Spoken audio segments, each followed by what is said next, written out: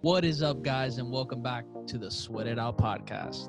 If you want to be successful, look inside. We don't like sitting in the discomfort. Then all of a sudden that day came when I got $20 and 2 free drinks to do a show, and I was like, oh shit, here we go, baby. You know?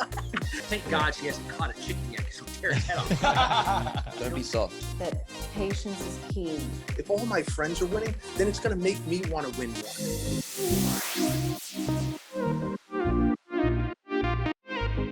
What is up, guys, and welcome back to the Sweat It Out podcast. Today we have a very special guest. He's an award-winning producer, NYT best-selling author of Live Free, Exceed Your Highest Expectations, and a tremendous motivational speaker.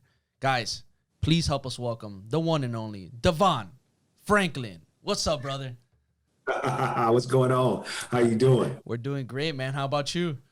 I'm doing great. Can't complain. That's awesome to hear, man. Where are you located? Right now, I'm in Albuquerque, New Mexico. Oh.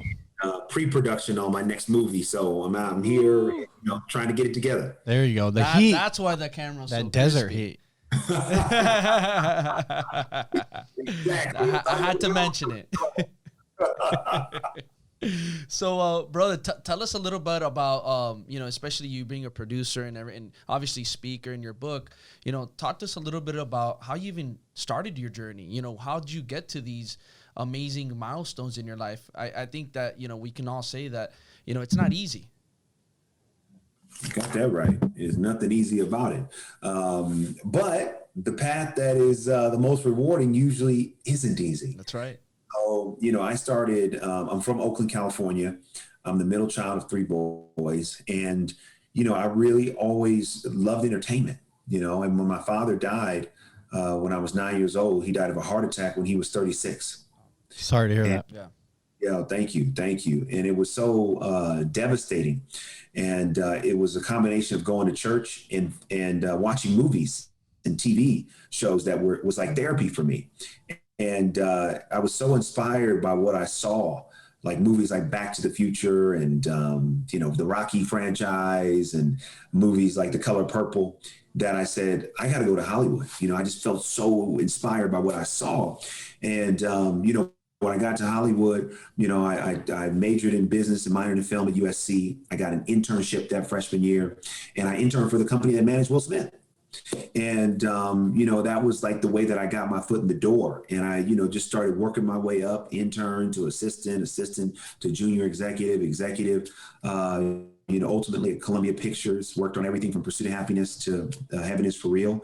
And then that gave me the opportunity to branch out on my own now, run my own company. So it's really been a journey of just trying to find my place in the world, trying to find my passion, and trying to help as many as I can along the way. And how do you balance that lifestyle in Hollywood? I mean, it tends to get a bad rap because, we're obviously talking about the fringe of higher society, right, in terms of wealth and celebrity and all that. How do you balance, being on the backside of that, not necessarily in front of the camera all the time, but, being in that industry where it is a very, aesthetically driven, it's very appearance driven, it's very, cutthroat, to say the least, right? And how do you balance that and still hold true to who you are, right? Because, obviously, we've been talking for 5 minutes now, and I can already tell, how tremendous of an individual you are. Oh, wow. Well, thank you. Honestly, Hollywood is a place for the maverick. That's a good way of putting it. Yeah. Yeah. Whatever your passion or conviction is, it can be like, if your conviction be like, hey, I wear 2 left shoes. That's just what I do. And that's what I need to do to create. And whatever your thing is, it's almost like if you own that and you work that to success, Hollywood's, that's fine. Okay, great. You got purple hair. Okay, great. You got tattoos. Okay, whatever. Like Hollywood, honestly, is a place that is far more accepting than some other circles that I've actually had access to. So, this business, in terms of being who I am, the fact that I've owned who I am and owned my faith, that has actually helped propel my success because of that idea of like, well, okay, if you're good with who you are and you're comfortable with it, then okay, great, fine, cool, we'll be comfortable with it. It's that kind of place. And so it has not been a place that I've had to compromise my thoughts or beliefs and or anything. If anything, the more that I've held to them and then I've found a way to leverage them, that has actually led to more success and more opportunity in the business. So DeVon, what were some of the things you did to really find who you were through this journey? Like, what were some of the tools or some of the steps you had to take to really uncover and unravel that, to be able to create who you are today? Yeah, you know, being crazy, it's like it starts there. Just deciding that, first of all, I want to go to Hollywood. That's crazy. It's crazy because it's a very competitive industry. It's very hard to get in. I had no family in the business. I still don't. No connections, nothing. So first and foremost, I just had to be crazy to believe that it was true. And then I had to put myself in the this environment of Hollywood, to get confirmation. Am I good at this? What's the feedback that I get? And so as I did it, especially in those initial years, I got a lot of that confirmation, a lot of that feedback that this is what I was supposed to do. And I can tell you, as I've navigated this business, the thing that I've had to do to become me is to always take risks, to not be afraid. One of the biggest risks that I took initially was quitting my job. I was an assistant at Will Smith's company, and I talk about this actually in my first book. I quit after 2 years because there was no room for growth. I didn't have a job. I didn't know what was going to happen next, but I believed that there was more for me. And luck, in a very blessed way, that led to, my first executive job, which put me on the path that I'm on now. So I make a habit out of being crazy, living by faith, taking risks, stepping out. I mean, I've been running my production company now for 5 years. I didn't thank you. I didn't have to leave, Sony Pictures. I left because I felt like it was time to step out. So it's really, I've learned a lot about myself, and it all comes through just a commitment to finding my place in the world and not really caring what people think along the way. And it's tough, right? It's real tough to hold on to those values that make you who you are while you're taking such big risks, right? Moving across the country, moving to a place like where we're at in Miami or where you're at in LA, and being able to put yourself out there for who you are and not really giving a fuck about what people think. You know what I mean? Like it's tough to hold true to those values and take those risks, right? Like how were you able to kind of mentally deal with that, as you're, building and growing through the ranks of Hollywood? It's interesting. I did it. I learned a lot in the process of dealing with people. And when I first came into business, I didn't know enough to know enough. I just was like, all right, this is who I am. I got these dreams, I'm from the church. I love the church, and I mean, literally the first internship interview, I'm telling them, hey, I don't work on the Sabbath. I'm like, from Friday night sundown to Saturday night sundown, I don't work. So if you need me to take this internship, I will not work on this day. And they were kind of like, whoa, okay. And they were like, all right. And then every job I would take, I'd say, hey, I don't work on the Sabbath. So I just was like, I don't know. I was like, this is who I am. This is my belief system. And I didn't know enough to even think that anything else was possible other than my truth, me being true. I didn't know if they were going to accept it. I had no idea. But the more that I got into business, what I noticed was people will accept your convictions as long as the work you do is good. Mm-hmm. So as I started to work for people, whether it was as an intern or assistant or a junior executive, as I started to work for people, people said, oh, his work is really good.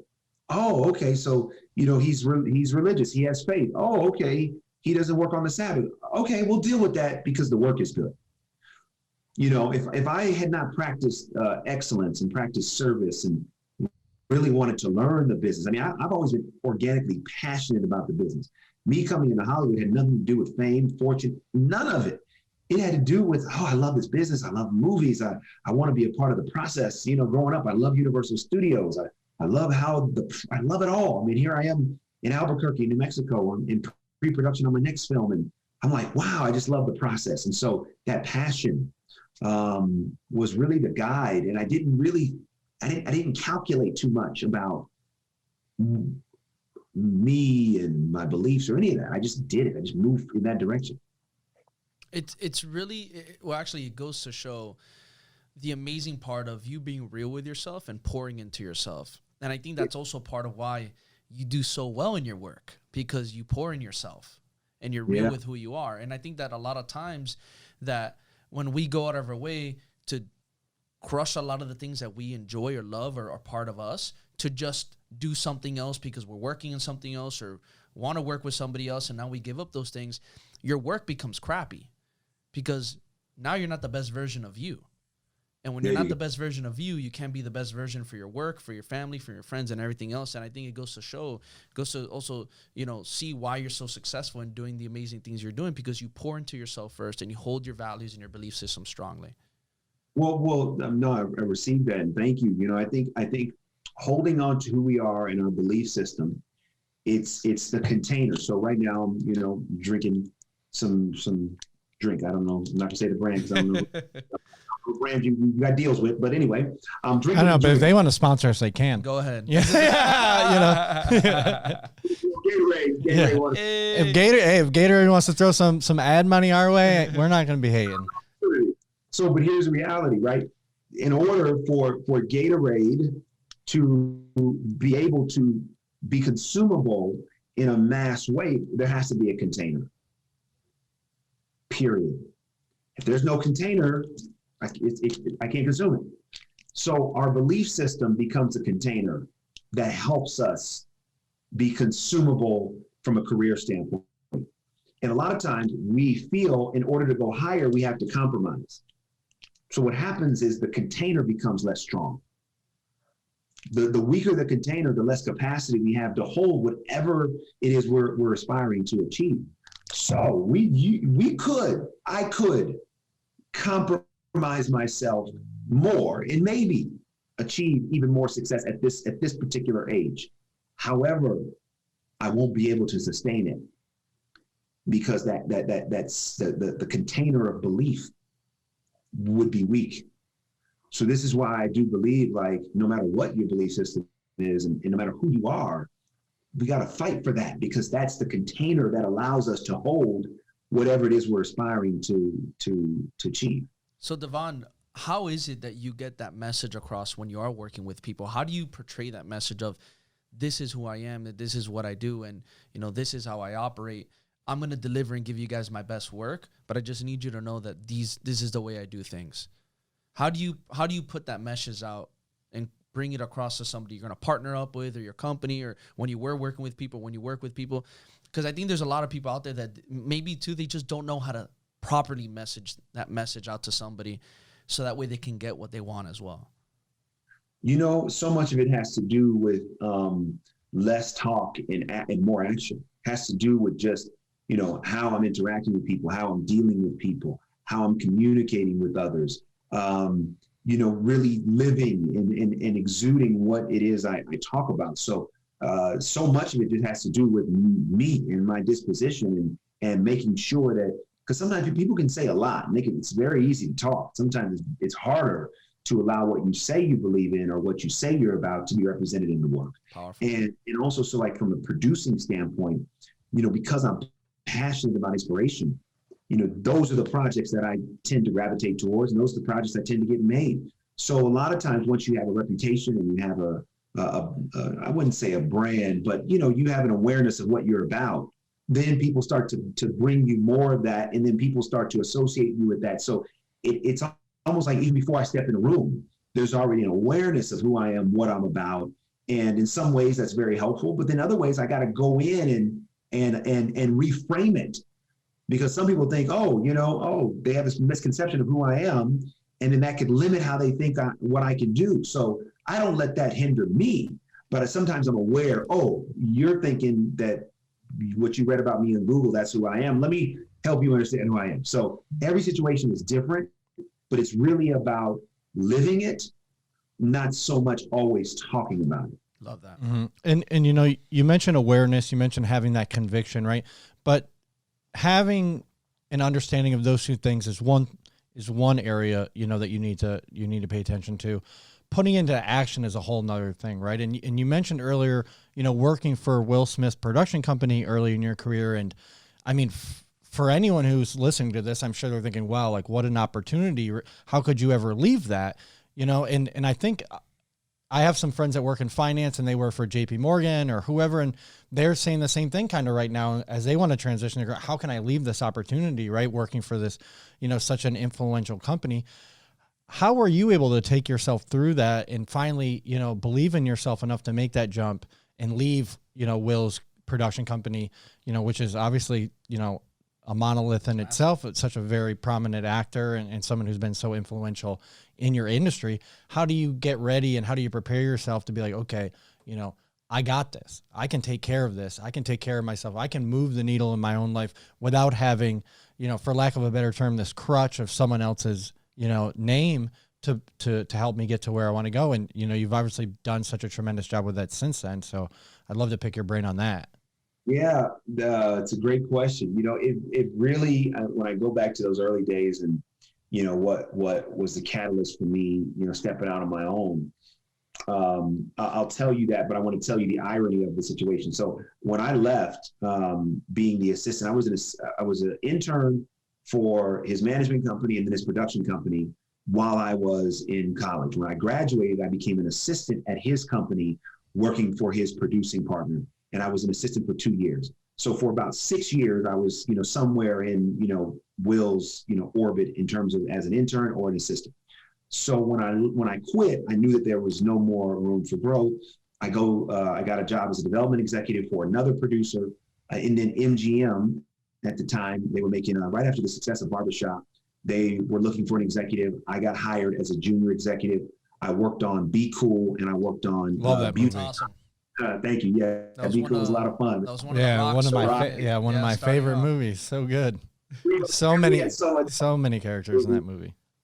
Right, Cedric and Harvey Keitel and Andre 3000, Christina Milian, Uma Thurman. It was just such a fun movie. And so 6 months into while we were in production on Be Cool, the company was put on the selling block. And MGM got sold to Sony Pictures Entertainment. And as part of that transaction, 2 executives made the leap to becoming executives for Sony. And that was myself, which as a junior executive, and then a senior executive. Her name was Elizabeth Cantillon. When we get to Sony, here's the irony. Sony funded Will's company. So the first movie I worked on as an executive was Pursuit of Happiness. So they had nothing to do, he had nothing to do with me getting there. But then the irony was then I was put in a position on the inside to be able to help. So I worked on Pursuit of Happiness and 7 Pounds and Hancock and the Karate Kid remake and After Earth. You know, all of these movies I was working on as an executive. But here's the irony. The irony is that what got me to do it is I had to believe in me. I had to look in the mirror and believe that the same God that made Will is the same God that made me. So if I treat Will as my God, you're right. There's no way I can't leave. There's no way I can leave. But like, no, when I look in the mirror, like, no, he has given me what I needed to get started. Now I got to go out there and figure out who I am and see if I can make it on my own. It's like literally people, you know, when kids leave the house, it's like, all right, hey, you know, you got the foundation. Now you got to see if you can fly. So I had to believe in me. And that's why I ultimately left, because I said, you know, I got to find out who I am. I got to find out what I'm about. And the irony is that in doing it, it puts me back in a relationship, you know, with him and his company at that time, but in a much stronger position, because I didn't get the job because they put in the work. I got the job because I got the job because of my own merit and my own work. So I would say to anybody, don't treat your job as your God. I'm not saying, you know, quit your job today if you don't feel compelled. What I say in this book, I talk about a cost benefit analysis. How do you know if it's time to quit? You got to do a cost benefit analysis. What is that analysis? If the benefit of being at the job is greater than what it's costing you emotionally, professionally, spiritually, financially, then you stay. Even if you know it's not the job for you forever. As long as there's a benefit to it, you stay. But the moment that it starts to cost you more, emotionally, spiritually, financially, physically, you're not growing, you're frustrated, you've hit the glass ceiling, then I argue that's when you know it's time to leave. And if you are who you believe you are, you're going to be all right. There are billions of companies in this world. Like that's how companies win. They subtly want to get you to believe this is the only opportunity. And it's not. Because in a world of scarcity, okay, I got to hold on to this. It's killing me. I don't care. There's nothing else out there. It's not true. It's not true. So I had to go for myself and discover what my truth was. And I wouldn't be sitting here talking to you today if I hadn't. Yeah, I mean, I feel like we've both kind of gone on a similar path. We work for, one of the biggest fitness companies in the world, in Equinox. And, for every good thing that they did for us, one of the things that, they definitely hindered, I feel like, our progress in our personal lives and in our personal businesses was just that, right? Like, you're not going to find another job that's better than this. You're not going to find a training job that pays better than this. You're not going to find a company that, promotes education, even though, like, if you would have had the time to take a step back, even though they were really pushing sales on it, you would have been able to look around and been like, what the fuck? Like, this is not true. I wouldn't be here. Like, this isn't true. This company over here is like promoting education way more than you guys are, and the education's better, and they pay their trainers more, or I can go out on my own and do it better than what I think that you guys are doing it. Maybe not on the scale, but, at least in my personal business. And, it's not always easy to be able to take that step back when you're in the rat race. On a side note, I do want to say, Pursuit of Happiness, one of my favorite movies of all time, and definitely like I've talked about this on the podcast a lot. Like, I come from a pretty low income area in upstate New York, and people don't really get out and be able to like accomplish their goals and do what they really do. They unfortunately settle a lot of the time right into what feels comfortable and what their parents have done. And when I was kind of going through high school, that's when Pursuit of Happiness came out, and it really opened my eyes to like, man, like, shit might really suck in your life and you might really be down in the dumps. But if you grind, if you work hard, if you find the right opportunity and you take advantage of that opportunity, more importantly, sky's the limit for what you're able to do. Because it is just about getting in front of that one person that's going to give you that one opportunity. And if you, to your point about what you were talking about earlier with yourself, like staying true to who you are and your values and your belief system and working hard through that belief system, yes. Anything can be accomplished. Totally. Anything can be accomplished. And I love, it's so fascinating when you talk about being in high school, when the movie came out and how that, shaped your thought process and what was so much, man. But that's the beauty of film. That's the beauty of entertainment. It does have that ability. And because of that ability is why I love it so much. So DeVon, the same way that you operate for your life, is this something that you instill as a culture in your company? In what you do with your team? Yes, it certainly is. I try to live by and lead by everything that I write about and everything that I talk about.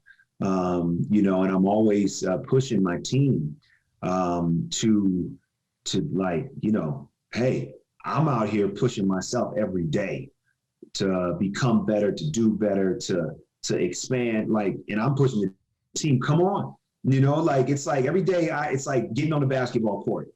And with my team, I want to like, all right, let me know who I'm playing with today. Because I've done this for so long, I know when someone's giving me 100% when they're not. Literally, I'm like, oh, okay. All right, you're tired today. Nothing wrong with that. Oh, okay, cool. But I'm here to play. So I always try to lead by example. And the thing about running my own company is that everybody knows that I set the standard because nobody works harder than me. Period. Doesn't happen. So I'm like, people, so anytime why that's good is because it gives me more credibility with them. Because if I'm asking them to do something, they know like, oh yeah, you know what? I'm gonna do it because DeVon, I see he's working. It's like he's not one of those people that's just sitting back, letting everybody go work for them and they sit back and collect the check. It's like, no, he's out here in the trenches with us. So it inspires, I think, the team to want to motivate, to want to do more, to want to get out there and become their best. And I think the challenge in leadership, and I certainly have experienced this challenge, is that what we see clearly, others see partially. And the reason why we see it clearly, that's why we're leading, we're in control, we're the boss, because we can see certain things that others can't. And one of the biggest challenges was to understand that message, because there were a lot of times when I was leading as if others could see what I see and people that work for me could see it. And then I would get frustrated that they couldn't see it. And then I realized, oh, I have to actually slow down, communicate what I'm seeing, help train them to achieve it, not just expect that they're going to get it and then get mad when they don't. I, as a leader, have to evolve and become better to let them know what I'm seeing and to say, okay, let me help you get there. And that was something that I just had to learn, you know, by bumping my head quite a bit. Well, I mean, and you know, to your point about leading, you know, from example, you can do that by leading through your ability to show the abundance of opportunity that is out there, right, for people, whether it's inside your company or helping people grow and eventually leave your company and find a better opportunity like you were able to do with Sony, right? And then start your own production company.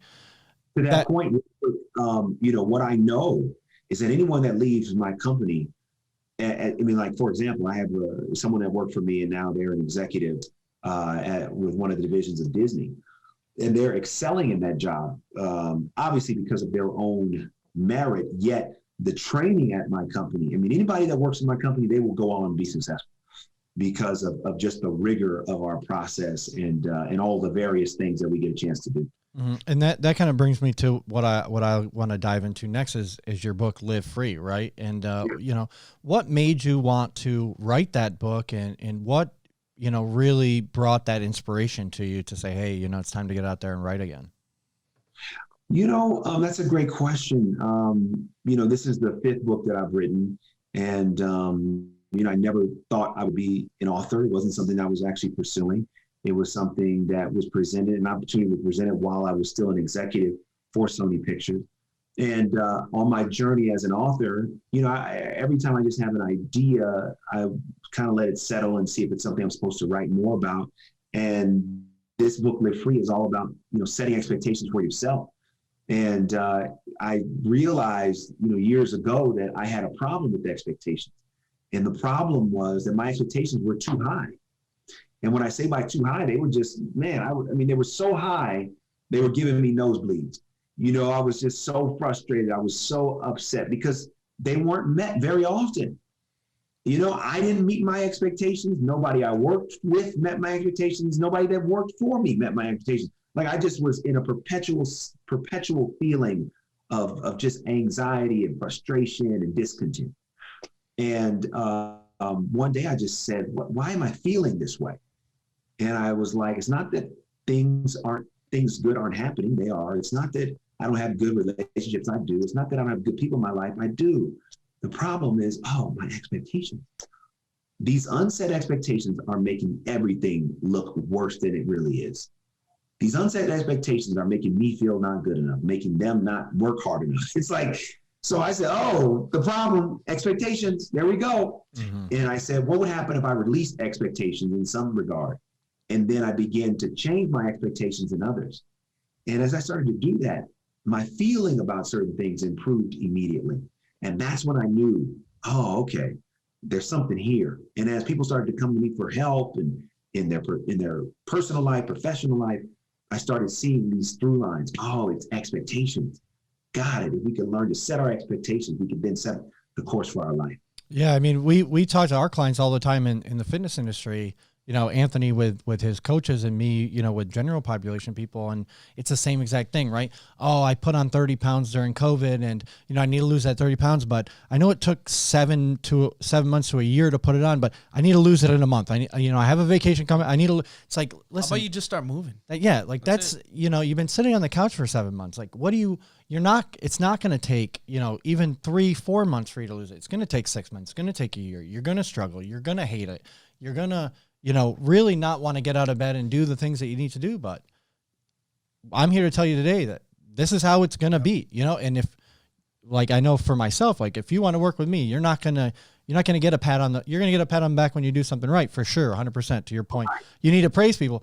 But if you fuck up, you're like I can run my mouth. You know what I mean? I'll tell you exactly what comes out. This guy will tell you. Yeah. He knows better than anybody. But I think when you set that expectation with people, right? That like, listen, you're going to get the truth from me. The truth is not always going to feel good to you. You know, this isn't always going to be a safe place for you when it comes to like, your feelings and what you expect to happen. But at the end of the day, that's going to lead you to be a better person, a better professional, and get the job done to the extent that it needs to get done. And I think the other thing too, like when you come to realize too, especially when you're working with individuals or yourself, when you start placing caps, right? When you start saying, I have to hit 1 million by this age, or I have to be able to achieve this goal by this month. I think, and we've all done it, right? But I think when you start doing that, you either, when you get there and you don't hit it, you drop your confidence. You could have achieved all this stuff, but you don't hit that exact number.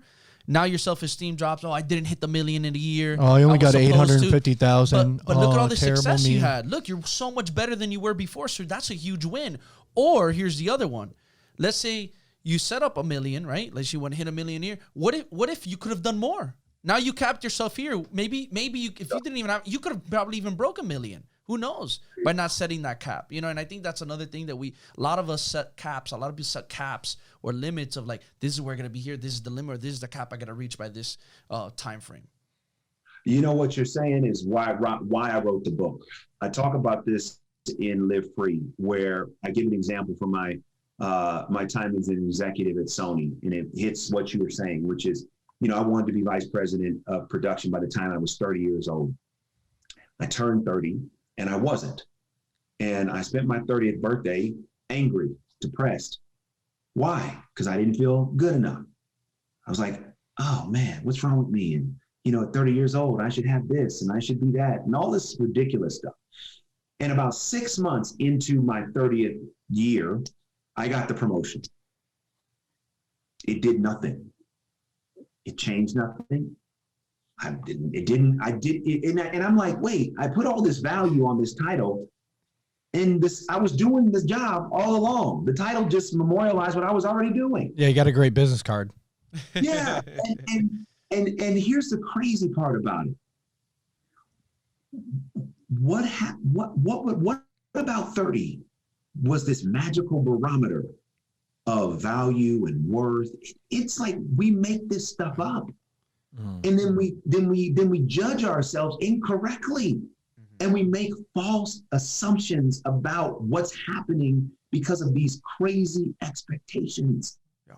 So instead of living in the moment, enjoying the process, seeing if I'm progressing, I'm like, oh, if I'm not vice president, then that's what this means. No, it didn't mean any of that. None of it. And I look back now and I'm like, I was so crazy to believe and think that way. And it robbed me of a great moment. It robbed me of a great experience. So I really encourage everyone through this book to set expectations for yourself, but make sure that they're set. And when I say that they're set, it's two things that you got to find out. If it's within your control, it's realistic to expect. And if it involves someone else and it's communicated and it's agreed to, then you can expect it. The thing about control as it relates to what we're talking about is the one thing we don't control is time. Going back to the example of, your client that wants to lose a certain amount of weight in a certain period of time. The only thing that we control is the process. If we commit to the process, the rigor we put in the process increases the probability we'll get the result.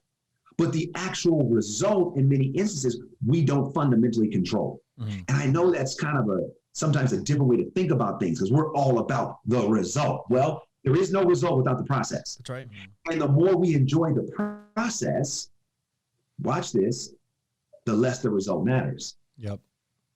Now, if we don't enjoy the process, then we become completely addicted to the result, because we need the result to feel the way we need to feel. And then you start all over again. There you go. But if we're enjoying the process and we're finding the joy in the process, and we're enjoying, to your point about your clients, if they enjoy becoming healthier, if they enjoy, having more energy, if they enjoy being able to think clearly, then it's like, oh yeah, I lost this weight, but it became more than the weight. It was about a lifestyle that I enjoyed. But if it's only about the weight, then you're waiting to feel good. And then you hit that mark, you feel good for a minute. Now it's like, I got to maintain it. Oh, here we go. And then the maintaining of it, when you never enjoyed it, becomes near impossible. You give up on your routine, and then all of a sudden the weight comes back. So it's really about finding the peace, the power, and the joy in the process, and letting the results come from that. Yeah, and that age construct always gets me. You know, it's like I'm almost 30. I look around, I'm like, man, I don't fucking know anything. Mm-hmm. Like I don't know shit compared to what I could, and nor do like most of my friends who are almost 30. I'm like, man, I look around at them, I'm like, I'm doing okay, but like I'm not 30. Like I thought I was just gonna, you know, turn 30 and then have this massive wave of like information and knowledge. I'm like, man, I don't think that that's really how it's going to be at the end of the day. You know, I'm going to hit 30 and then that next day is going to come and be the same exact person I was. It's so funny that you said that, because I was about to tell you was that you mentioned 30, yourself being such an important number in your age to be able to get to the next level. Why do you think, especially in the male community, why do you think 30 is always that number where it's like, I have to be here by 30. I have to achieve this by 30. If I don't achieve this by 30, then what's going to happen? You know, why do you feel that 30 is such a prominent number when it comes to achievements in a male figure's career? Yeah, I mean, this is a very different answer, probably. Yet, you know, we live in a culture that fundamentally is rooted in Christian belief, Christianity. And when you look at Christianity, you know, Jesus started his ministry at 30. Okay. So there is something psychological, I believe, spiritual, that it's like, oh, 30 marks the number as a man when I start to have my impact in the world. Mm-hmm. And so I think that we just all kind of believe and feel that, okay, you know, my 20s, I, you know, kind of played around and had fun. But when I'm 30, you know, that means I actually really got to become a man, right? I really got to start having responsibility. And then, and there's nothing wrong with that, right? There's nothing wrong, but it becomes toxic and it becomes detrimental when we do what I did, when we associate these false goals with this age. And then we judge ourselves based on those false goals. Yeah, there's nothing wrong with feeling like, okay, I'm turning 30 and I want to make a greater contribution to the world. I want to feel more fulfilled. I want to continue to grow. Great. Nothing wrong with that. But it's like, I want to have that growth and I want to have that money and I want to have that contribution at 30. That's what it becomes. Somebody's turning 30 real soon. I know. I feel like I'm the old one in the group. But, you know, and I think you're talking about really the cultural, you know, more spiritual side of things, even on an evolutionary standpoint, if you think about it this way. And I like to bring this to all my clients too, because they're like, well, why do I feel this way? Or why do I get anxiety with this? I'm like, because your body did not evolve to be sitting in a desk chair talking on a Zoom conference, right? Same thing with age, right? Like if we have like this, you know, innate subconscious pressure at 30, it's like, well, 10,000 years ago, if you were 30, you're probably pretty old. You know, you were definitely someone who was relied on within the community, you know, pretty substantially to be able to take care of everybody, whether you were a hunter, you were a gatherer, you were, you know, the spiritual leader. Like if you made it to 30, you were probably pretty wise in terms of your community back then. So there's also that evolutionary standpoint, and that just popped in my head. Is like maybe that could be part of the case, along with, you know, why you know, a lot of the cultural stuff comes around 30 as well, and why now we today feel like, man, if I don't get this done right away, it's like, well, because 10,000 years ago, 5 years from 30, probably a much bigger likelihood that you weren't going to be around anymore. Right. Fascinating. Never thought about it that way. Yeah, me either. I'm glad that you brought up that point that you did, because it popped in my head. It's just so crazy to see, like, you know, and I think now more than ever, I think there is a little bit more awareness. I think there is more information. I think now it's more about like, how do we use that information properly so that way we don't continue to make the same mistakes, or we don't continue to follow the same path. Because I feel people know, they just don't know how to apply it. So what are some of what are some pieces of advice you can give to our listeners, how to start applying that new way of approaching that thought process? And what are some of the steps that you would say that they can take now initially to get that needle moving without feeling overwhelmed or without feeling confused? What are some basic stuff they can start doing to push that new agenda in their life? Yeah, well, I mean, this is why I wrote, you know, Live Free. And this is why I wrote this book. So get the book, guys. All right. Throw that plug in there. It's on Audible? It's on Audible, yeah. You narrate it? Did you narrate it? I did. Oh, yeah, that's what I'm talking about.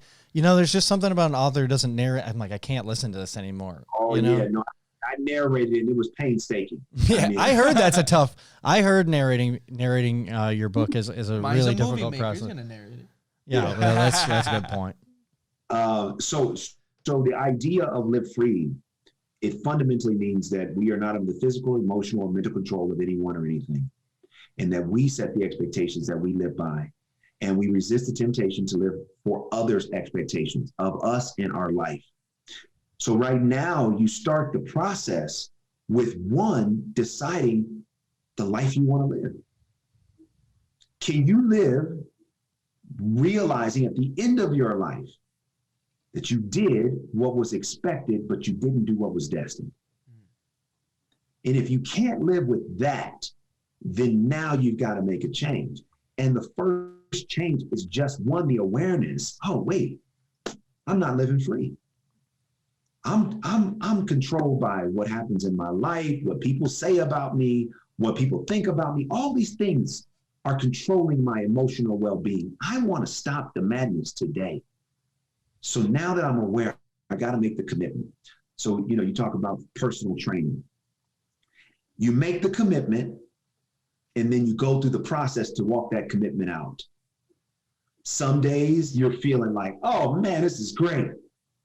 Other days you're like, yo, I don't feel like going today. But your clients that ultimately have the greatest success are those that are consistent and hang in there. Every single time. Say it again. Every single time. Every single time, right? When we make this decision, when you make the decision to live free, every day is not going to be great because you're going to have to rearrange some things. You may have to have some tough conversations. You may have to pull back from some friend groups. You may have to unobligate yourself from some things that you had, some commitments you made. There's some days that's going to feel great. There's other days it's going to feel not so good. But when you make that commitment and you commit to the process of becoming freer every day, you ultimately realize that the life you had now is going to be so different than the life you'll have a year from now. So it's a daily, momentary process where you work on it. Am I free in this moment? Okay, why am I not free? Oh, because I'm worried about what's going to happen in that meeting. The meeting that hasn't happened yet, I'm worried about it. All right, well, how can I alleviate my concern? I'm prepared for the meeting. I know what's going to happen. Okay, great. So what am I worried about? Nothing. Whatever happens in the meeting, fine, but I'm ready. I'm concerned what's going to happen when I get home. You know, my partner is going to be mad at me. Why are you mad at me? Oh, because I didn't take out the trash. Well, okay. Call him. Say, hey, sorry, babe, I didn't take out the trash. My bad. I was running late. Get ahead of it. Free yourself. That's how you do it. You make the commitment. You have the awareness. You make the commitment, and then you work on walking it out. And I give a lot of tips and tools in the book on how to do that every day. Oh, 100%. That's a home run right there. And I think that would be, you know, maybe the best way for our listeners to wrap things up with that. And you know, Devin, it's been tremendous being able to talk to you. And I'm right after this, I'm going to order that book on Amazon. I'm going to get that hard copy for sure, so I can highlight all of the big truth bombs that you drop on that thing. I'm super excited about that. Where can people find you on social media, and where can they go out and buy your book? Yes, you know, people can find me on social media at DeVon Franklin, on Instagram and on Twitter, at DeVon Franklin Official on Facebook. And you can go to DeVonFranklin.com, and I have all the different retailers which you can buy the book. It's available, you know, ebook and hardcover and Audible, all forms, and everywhere books are sold, you can get it. That's awesome. No, I really appreciate your time, man. It's been such a blessing to have you on here and hear your journey, hear your story, how you grew as a person, how you implement that into the culture you created at your job, your business, and how you were able to become an author and spread this message and give the tools to other people who need this in their life to be able to start finding and carving out that pathway to be able to create success in all aspects. And I think that's amazing. Like we like to end it on the Sweat It Out podcast. We like to burn it through a little quick burner round of questions. So we're going to hit you with something. All right. Question number 1. If you don't mind, I don't know if we can, but what movie are you working on right now? Yeah, it's called Flamin' Hot. It's about the creation of Flamin' Hot Cheetos. Oh, let's go. Watching that. Let's go. Eva Longoria is directing it. It's the true story of Richard Montanez, who was a Mexican janitor that worked for Frito-Lay. he came up with the idea of putting chili powder on the Cheeto, and the rest is history. And he got promoted from being the janitor to becoming the director of multicultural marketing. And Unbelievable. The godfather of Latino marketing. That is awesome. Yeah, he's a legend in his own right, and I get the privilege and the pleasure of telling his story. Oh man, can't wait for that to We're come gonna out. watch That's that. gonna be awesome for sure. Gonna go and see that. 100%. Next question. Have you been in a movie, or do you plan on being in a movie if you haven't? Yes, I have been in a movie called Woodlawn. I played the preacher in Woodlawn. The movie came out a couple of years ago. My good friends, the Irwin brothers, wrote and directed it. So look, I'm open. It's not something I'm pursuing, but if the right opportunity comes around and I like it, I'll do it. Ooh, love that. Next question. What's the craziest and wildest experience you've had in your career doing what you do on set? The craziest and wildest experience I've had on set.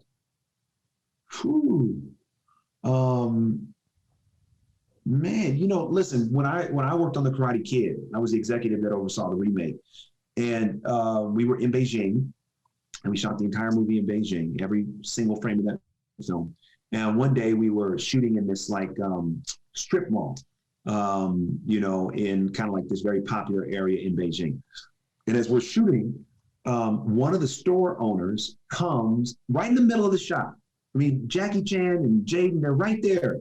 They come right in the middle of the shot and take a big umbrella, and like one of those patio umbrellas, and puts it right in the middle of the shot. Has a chair and sits down in the middle of and all of a sudden our security got up, and then other store owners came out. It was about to be a fight. But what happened was, it's like the way that you navigate things, at least at that time, was where we were shooting, we took care of the store owners that were in our shot. Okay. But there were another level of store owners that didn't get taken care of. And so he represented those store owners. And so he said, if you're going to take care of everybody, if you're going to take care of them, you got to take care of us. You gotta love that though. Crazy. You got. Man, I mean, everybody's about to go to blows. It was kind of crazy. It was very intense. Wow. I had no idea how. Well, thank God it was a karate movie, so at least there's some fighting experience. Yeah, right? I mean, you gotta give it to the guy. At least he stuck to his conviction, and said like, you're gonna help out the whole community. You're gonna be giving some handouts to some people. We all need a day off of work. Oh man, that's funny. Last and final question. What is the biggest piece of advice you can leave off to all our listeners today in one single sentence? Freedom. It's yours. Go for it. Boom. Period. Ooh, Powerful. man. Powerful. And DeVon, it's been an absolute pleasure having you on one last time. Thank you so much for coming on the podcast. We really appreciate you taking the time out of your day to shed some light on your career, on your life, and what's made you. It's been tremendous. Yeah. Thank you for that. Appreciate you. Thank you all for the opportunity, and thank you for everything you're doing. All right. That's it, guys. Another episode. Man, DeVon crushed it. Absolute legend. I can't believe, some of the most iconic movies of our childhood, Barbershop, Pursuit of Happiness. Been an absolute pleasure getting to talk to him. Make sure you guys go follow him on social media, and make sure you go to anywhere books are sold and grab his new book, Live Free.